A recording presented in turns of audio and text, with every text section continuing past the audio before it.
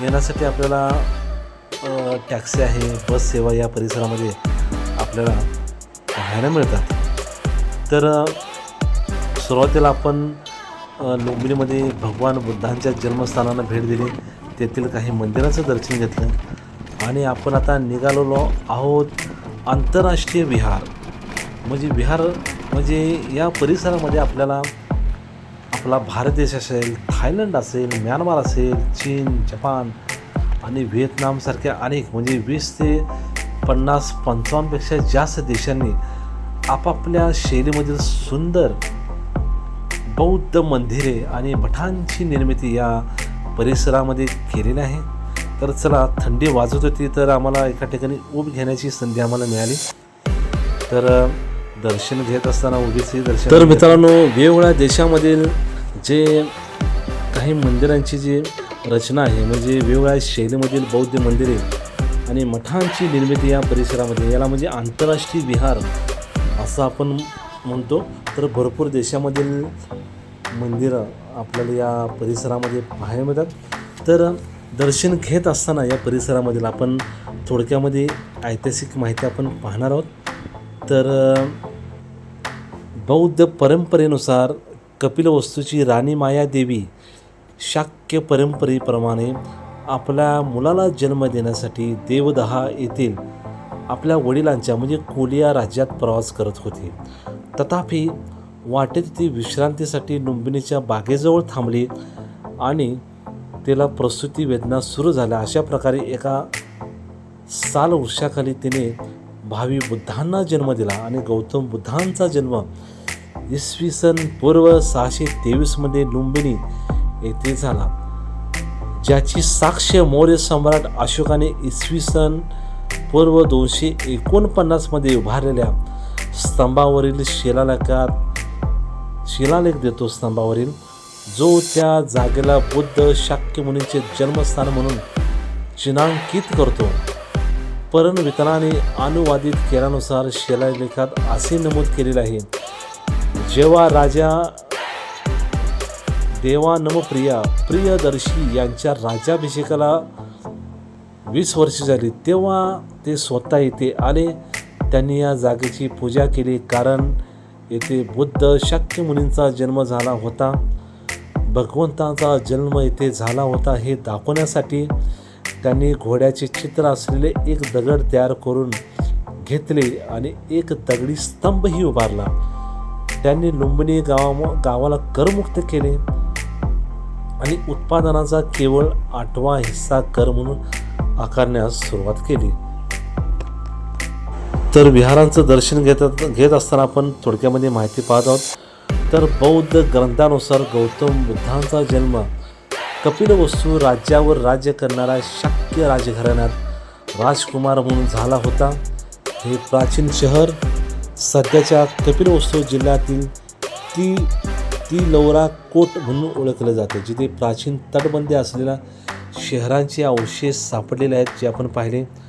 आणि गौतम वयाच्या 29व्या वर्षापर्यंत कपिलवस्तूचे राजकुमार होते. त्यानंतर त्यांनी राजवाडा सोडून दिला आणि एका तपस्याप्रमाणे गंगा मैदानी प्रदेशामध्ये भटकंती केली आणि विविध गुरूंकडून योग आणि संबंधित संकल्पना शिकल्या. गौतम बुद्धांच्या मृत्यूनंतर 16 महाजनपदापैकी 8 राजपुत्रांना बुद्धांचे अवशेष मिळाले. त्यापैकी एक रामग्रामचा सध्याच्या परासी जिल्हा कोलिन राजा होता, ज्याने अवशेषांची स्थापना करणार एक स्तूप बांधला. आणि बौद्ध ग्रंथामध्ये असे नमूद केले आहे की राजपुत्राने त्यांच्या राजधानीच्या शहरात किंवा जवळ एक स्तूप बांधला आणि त्यात बुद्धांचे अवशेष स्थापित केले. आणि या ठिकाणी जगातील एकमेव अबाधित मूळ स्तूप आहे, ज्यात गौतम बुद्धांचे अवशेष आहेत.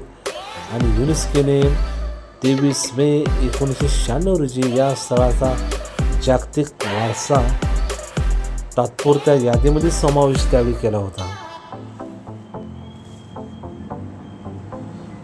तर महान अशोकाचे राज्याबद्दल थोडकी माहिती पाहणार आहोत. तर क्रूर युद्धामध्ये विजय मिळवल्यानंतर बौद्ध धर्म स्वीकारलेल्या सम्राट अशोकांनी बुद्धांच्या शिकवणीच्या प्रसारासाठी स्वतःला वाहून घेतले आणि गौतम बुद्धांच्या जीवनाशी संबंधित ठिकाणी म्हणजे अशोकाचे स्तंभ म्हणून ओळखले जाणारे एक संध स्तंभ उभारले, जे आपण मगाशी पाहिलं. असाच एक स्तंभ अशोकाने इसवी सन पूर्व 249 लुंबिनी येथील गौतम बुद्धांच्या जन्माच्या पवित्र स्थळाच्या स्मरणार्थ उभारले आणि ते करमुक्त म्हणून घोषित केले. तर भूतकाळामध्ये 2 बुद्धांना समर्पित म्हणून अशोकाने कपिलवस्तू जिल्ह्यातील निगाली सागर येथे बुद्ध कनक मुर्नीच्या जन्मस्थळी एक दगडस्तंभ उभारला आणि स्तूपाचा विस्तार केला. आणि कपिलवस्तू जिल्ह्यातच म्हणजे काकुसुंद काकुसंद बुद्धांच्या स्मरणात आणखी एक स्तंभ उभारण्यात आला. तर अशा अनेक माहिती इतिहासाच्या आपल्याला पाहायला मिळतात. आणि मध्ययुगीन कालखंडामध्ये आपल्याला म्हणजे 11व्या शतकानंतरच्या मध्ययुगीन जो काळ होता यामध्ये खास राज्याने पश्चिम नेपाळ आणि पश्चिम तिबेटच्या मोठ्या भागामध्ये वर्चस्व गाजवले होते आणि जे सुरुवातीला बौद्ध धर्म आणि शमनवाद्याकडे झुकलेले होते. आणि त्यांचा परमोच्च काळामध्ये तिबेटमधील गुगे आणि पुरंग तसेच पश्चिम नेपाळमधील कास्की कोटपर्यंतचा प्रदेश या राज्यामध्ये समावेश होता. सुरुवातीला खास शासकांपैकी एक असलेला राजा रिप्पू मल्लनने अशोक स्तंभावर बौद्ध धर्माच्या 6 अक्षरी मंत्र आणि ओम मणी पद्दोहम राजकुमार रिप्पू मल्ल दीर्घकाळ विजयी हो ही इच्छा कोरली, ज्याची तारीख सुमारे 1312 CE आहे.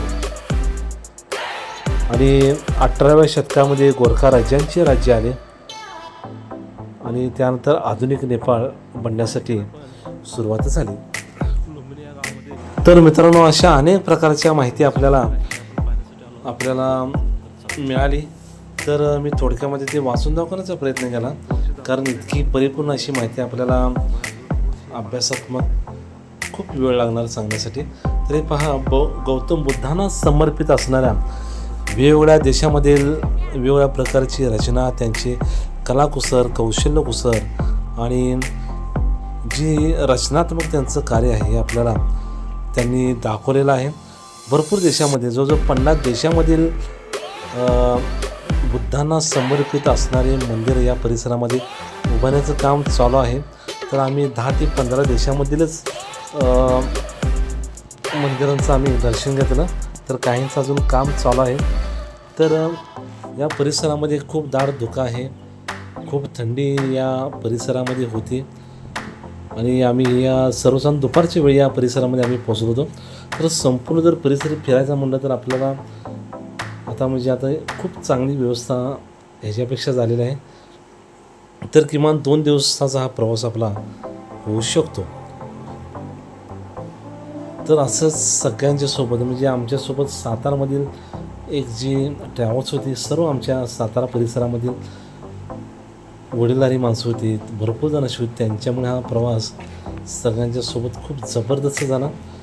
सुरुवातीला 2-3 दिवस थोडीशी ओळख होण्यासाठी लागली, त्यानंतर मात्र हा प्रवास इतका जबरदस्त झाला की हे बघा, आमची फॅमिली पुढे चाललेली आहे. आमची मनस्वी काहीतरी वाचत आहे, तर तिलाच माहिती काय वाचते. हे बघा, ती म्हणते की आमच्या शाळेत शिकवत होते.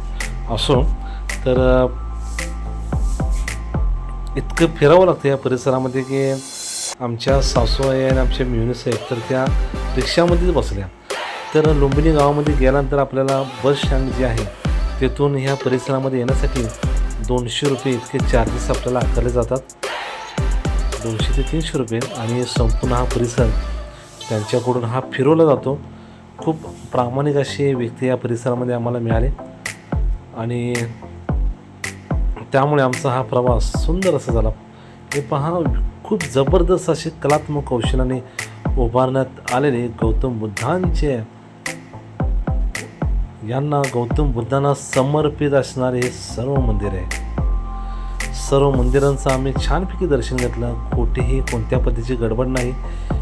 आणि जे स्थानिक जे गाईड होते प्रत्येक मंदिरा ठिकाणी आम्हाला व्यवस्थित पोहोचवत म्हणजे सोडत होते आणि मंदिराची ओळखसुद्धा आम्हाला करून देत होते. तरी पहा मित्रांनो, इतकं जबरदस्त बांधकाम आहे की असं वाटतं की आपण बघतच राहावं. असे हे म्हणजे मंदिराच्या रूपामध्ये असणारे हे बांधकामाची रचना.